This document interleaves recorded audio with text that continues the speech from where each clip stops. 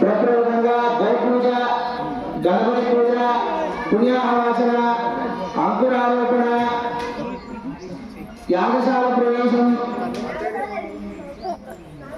అఖండ దీపస్థాపనతో ఇత్యాది దేవాది దేవతలు సర్వతోభద్ర వాస్తు క్షేత్రపాలక యోగిని నవగ్రహ మండపాది దేవాది దేవతల పూజలను కూడా ఆచరింపజేసుకుంటూ పొద్దుట నుంచి జలాదివాసం, ధాన్యాదివాసం, పుష్పాదివాసం, శయ్యాదివాసం ఇటువంటి కార్యక్రమాలను కూడా జరగబరుచుకుంటూ రేపు సంపూర్ణ శ్రీ నీలకంఠేశ్వర స్వామివారి భక్తాంజనేయ స్వామివారి దేవాలయంలో విగ్రహ ప్రతిష్టాపన కార్యక్రమం 8 గంటలకు ప్రారంభం, యంత్ర ప్రతిష్ట.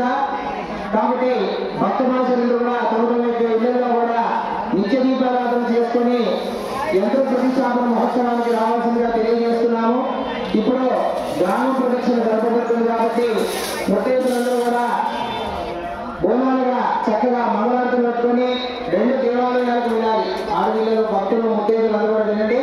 మనం ఏ కార్యక్రమం చేసినా కూడా మన ఇష్టదైవాన్ని, కులదైవాన్ని చక్కగా పూజించుకుంటాం. కాబట్టి మన ఇష్టదేవత, కులదేవత, గ్రామ దేవత, మన ఇంటికి గ్రామ దేవతలు, ఇష్టదేవతలు ఉంటారు. అలాగే గ్రామానికి సకల దేవతలు ఉంటారు. కాబట్టి చక్కగా మనం భక్తివాదులు అందరూ కలిసి అందరికీ ఆయుష్, ఆరోగ్య, క్షేమస్థైర్యాది సకల కార్యాలు చేయగలగడానికి ప్రప్రదంగా కావాల్సిన బీజం ఓంకారం.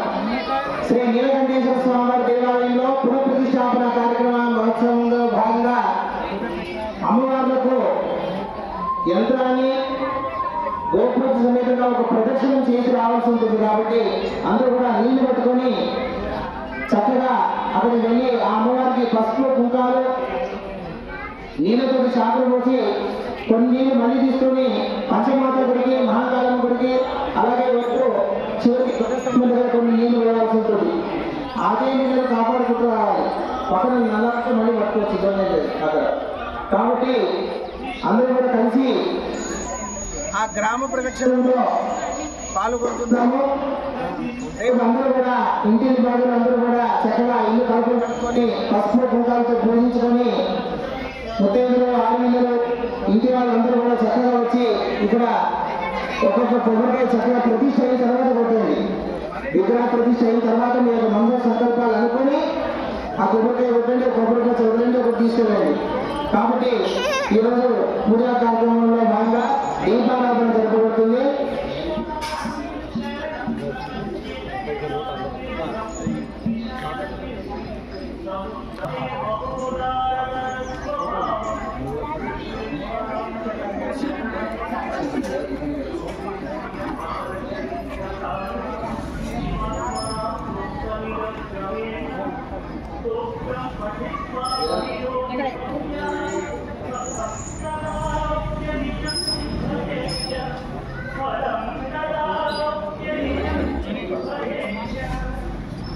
బాగా వాయించాలి.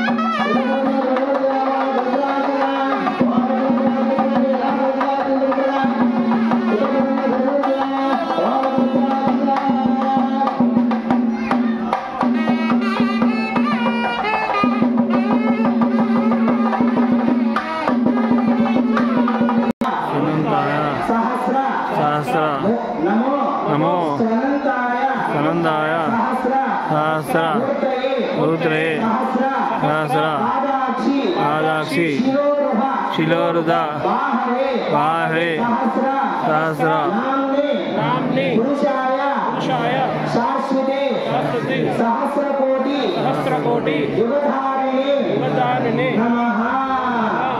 ప్రభువుగా వేదో ధర్మో రక్షిత ధర్మాన్ని కాపాడాలంటే చతుర్వేదాలు ఎక్కడ లేవు. మన యొక్క మనుషుల్లోనే ధర్మ అర్థ కామ్య మోక్ష చతుర్విధాలు విభజిస్తాయన్నమాట. ఆ యొక్క చతుర్వేదాలు సమైక్యం, ఇదంతా కూడా సమైక్య సృష్టి అన్నమాట. మనం ధర్మాన్ని కాపాడితే మనల్ని కాపాడుతున్నాను. ధర్మో విజయోస్తు ధర్మస్య విజయోస్తు అండి, ధర్మస్య నాశనమస్తు. ధర్మం ఏదైతే కూడా వర్తిస్తుందో అది నాశనం అయిపోయి ధర్మానికి వెళ్తున్నటువంటి కార్యక్రమం జయప్రదం కావాలని అర్థం. అటువంటి జయప్రదం